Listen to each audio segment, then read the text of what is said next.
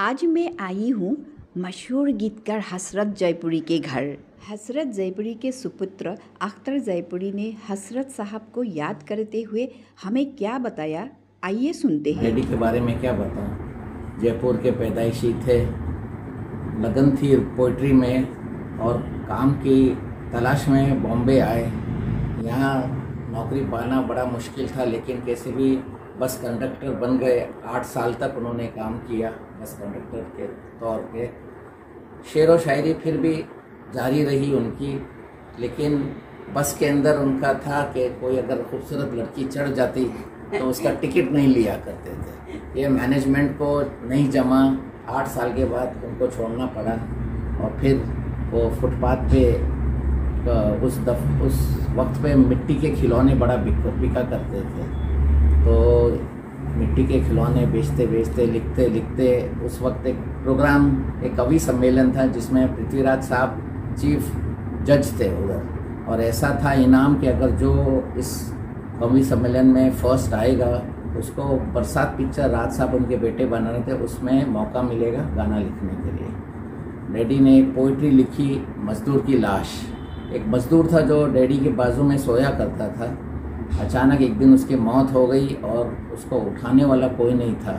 इसको देखकर डैडी को दुख हुआ कि जो इंसान दुनिया का बोझ उठाता है खुद मरा है, तो आज कोई उसको उठाने नहीं आ रहा है। और उन्होंने ये मजदूर की लाश पढ़ी, लिख दी उन्होंने ये पोइट्री। ये पोइट्री उन्होंने पढ़ी, पृथ्वीराज साहब को बहुत पसंद आई। डैडी को सबसे पहला इनाम मिला और फिर तकदीर ने करवट लिया, तकदीर बदल गई। राज साहब से मिले। राज साहब ने शंकर जयकिशन, 2 नए म्यूज़िक डायरेक्टर थे, उनसे मुलाकात करवाई। डैडी को कोई डमी वर्ड्स पे बोला कि आप लिख सकते हैं। डमी वर्ड्स सुनाए, डैडी ने इमीडिएट लिख दिया, जिया बेकरार है छाई बाहर है। बस उसके बाद बाहर छाई रही, कभी ख़त्म नहीं हुई और आज तक वो बाहर छाई हुई है। और सर, मुझे याद है कि पिछले बार आपसे जब मुलाकात हुई थी तब आपने कहा था कि ये जो गाना है, तेरी प्यारी प्यारी सूरत को किसी की नज़र ना लगे, दरअसल हसरत साहब ने आप जब जन्म हुए थे आपके लिए लिखा था। इस बारे में ज़रा बताइए। डैडी का क्या है ना, डैडी सिचुएशन पे तो लिख लेते थे, मगर अपने उनको शौक़ था, लिखते रहते थे। कोई भी चीज़ दिख जाए वो अपनी पोइट्री में लगे रहते थे। ये ज़रूरी नहीं है कि फ़िल्मी गाना हो तो ही वो लिखेंगे। तो ससुराल पिक्चर में उन्हें एक गाना लिखना था हीरोइन के ऊपर। अब वो उस ज़माने में डैडी को शायद जची नहीं वो हीरोइन। बोले कुछ लिख नहीं पा रहा हूँ, तो जैकी श्रॉफ साहब बोले कोशिश करो, अपन कर सकते हो। अपने रिकॉर्डिंग रूम में थे, सिटिंग रूम था उनका गोविंद महल में। तो तभी डैडी को न्यूज़ मिली कि मेरी पैदाइश हुई है। तो जैकी श्रॉफ अंकल बोले चल भाई असद मियाँ, अपन जाके उनको बच्चे को देख के आते हैं। तो ये हॉस्पिटल में आए तो मुझे देखते ही डैडी के मुंह से निकला चश्मे बद्दू। तो जय किशन अंकल ने पूछा, हसरत मियाँ ये चश्मे बद्दूर के मायने क्या हो? उन्होंने कहा अल्लाह इसको हर बुरी नज़र से बचाए, इसको कभी नज़र ना लगे। तो जय किशन अंकल बोले हसरत मियाँ फिर इसी पे लिख दो ना गाना, इसको समझ लो ये हीरोइन है, इसको ऊपर लिख दो। और ये गाना फिर लिखा गया, तेरी प्यारी प्यारी सूरत। डैडी के फिल्म के title songs, he was famous for that.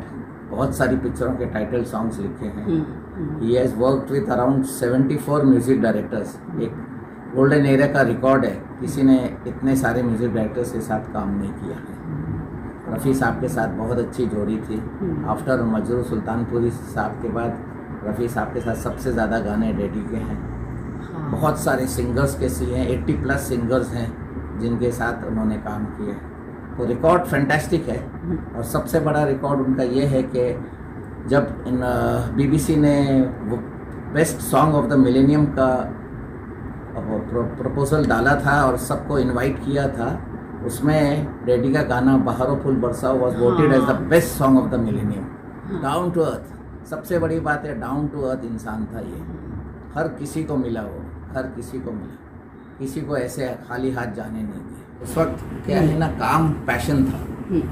Today काम पैशन नहीं है। जितनी पिक्चरें अंदर झोली में ले सकते ले लेते हैं, पैसा आना चाहिए। पहले पैसे की इतनी वो नहीं थी। आप जानकर हैरान रहेंगे कि डैडी ने गीत गाया पत्थरों में, जो वी शांताराम जी की पिक्चर थी, उस वक्त के दिग्गज कलाकार थे।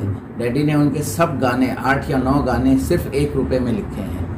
उनका ये था कि मुझे आपका बैनर चाहिए, मुझे पैसा नहीं चाहिए। आपका बैनर मुझे हिट करेगा, ऑटोमेटिक मुझे पैसा आ जाएगा। ये लगन थी उस टाइम। और उस टाइम का काम का माहौल ही अलग था।